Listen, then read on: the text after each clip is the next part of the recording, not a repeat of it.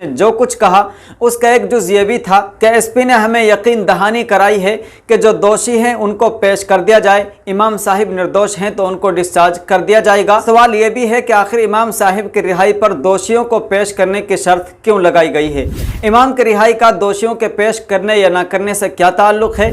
अगर दोषी आपकी गिरफ्त से बाहर है तो इस पर सवाल आप अपनी प्रशासन से करें। अगर दोषी आपकी गिरफ्त से बाहर हैं तो उनको पेश करने का दबाव आप उनके परिवार पर दे, न ये कि आप इमाम साहिब की रिहाई को दोषियों की गिरफ्तारी पर मुअल्लक करें। अस्सलाम वालेकुम रहमतुल्लाहि व बरकातुहू। आप तमाम नाज़रीन को एमटी न्यूज़ इंडिया में खुश आमदीद। मैं आपके साथ आपका मेज़बान साहिब कासमी। नाज़रीन इकराम, कई रोज़ पहले तावड़ू के अंतर्गत कांगर का गाँव से एक मस्जिद के इमाम को गौ तस्करी के आरोप में गिरफ्तार किया गया था। गुज़िश्ता कल उसकी गिरफ्तारी की खबर सोशल मीडिया के माध्यम से पूरे इलाके में फैल गई, जिसके बाद लोगों में इमाम की नाजायज़ गिरफ्तारी को लेकर काफ़ी रोष देखने को मिला। दूसरी जानिब जमीयत उलमा हिंद मेवात के सेक्रेटरी और जनरल सेक्रेटरी, इसके अलावा एडवोकेट और समाजी कारकुन रमज़ान चौधरी और इसके अलावा कुछ दीगर लोगों पर मुश्तमिल एक वफ्द ने नूह प्रशासन से मुलाकात की, जिसकी वीडियोज़ भी सोशल मीडिया पर वायरल हैं। आज दोपहर को जब मैंने अपने मोबाइल में यूट्यूब ओपन किया तो खबर हक टीवी यूट्यूब चैनल का वीडियो सामने आया, जो उस वक्त के इंटरव्यू का वीडियो था जिसने गुज़िश्ता कल मस्जिद के इमाम मौलाना जाकिर की नाजायज़ गिरफ्तारी को लेकर के मुलाकात की थी, जिसमें मौलाना याहया करीमी तिरवाड़ा, एडवोकेट रमज़ान चौधरी और कुछ दूसरे चेहरों के साथ साथ मुफ्ती सलीम साकरस का भी इंटरव्यू था। वफ्द के इस ताल्लुक से एसपी विजय प्रताप से जो मुलाकात हुई और उस मुलाकात में जो कुछ बातें हुई उन्हीं का तज़किरा करते हुए मुफ्ती सलीम साकरस ने जो कुछ कहा उसका एक जुज ये भी था कि एसपी ने हमें यकीन दहानी कराई है कि जो दोषी हैं उनको पेश कर दिया जाए, इमाम साहिब निर्दोष हैं तो उनको डिस्चार्ज कर दिया जाएगा और उनके साथ जो ये बर्ताव हुआ है उसकी भी हम जाँच कराएंगे और इस पर संज्ञान लेंगे। इस बयान में जो मुफ्ती सलीम साकरस ने एसपी के हवाले से ये कहा है कि जो दोषी हैं उन्हें पेश कर दिया जाए और इमाम साहिब निर्दोष हैं तो उनको डिस्चार्ज कर दिया जाएगा, तो ये बात मुझे ज़ाती तौर पर बड़ी अजीब लगी। पहले आप वो छोटा सा वीडियो क्लिप सुन लें, उसके बाद चर्चा करेंगे। तो जो और लोग वहाँ मौजूद थे सब तो भागने में, फरार होने में कामयाब हो गए। वो वहाँ उनको ये था ही नहीं कि मैं मुजरिम हूँ, तो इसलिए उनको गिरफ्तार कर लिया। तो दुख की बात यह है, हमने एसपी साहब से कहा है कि वो जो लोग थे जिन्होंने वहाँ, पुलिस के अलावा दूसरे लोग भी थे किसी तंजीम से वाबस्ता, उन्होंने उनकी रास्ते में सख्त पिटाई भी की है और कुछ उल्टे सीधे नारे भी उनसे लगवाए हैं।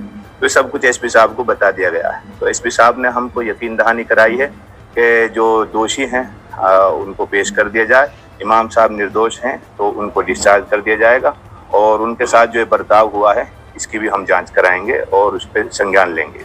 आपने ये वीडियो क्लिप सुना। अगर एसपी विजय प्रताप जी ने इमाम साहिब को छोड़ने की ये शर्त लगाई है कि दोषियों को पेश कर दिया जाए, इमाम साहिब डिस्चार्ज कर दिया जाएगा, तो मैं समझता हूँ कि ये शर्त बिल्कुल भी इंसाफ पर मबनी नहीं है। पहली बात तो यह कि आपकी पुलिस गौ तस्करों को पकड़ने में नाकाम रही। दूसरा यह कि अपनी नाकामी को छुपाने के लिए एक बेकसूर इमाम को गिरफ्तार किया गया।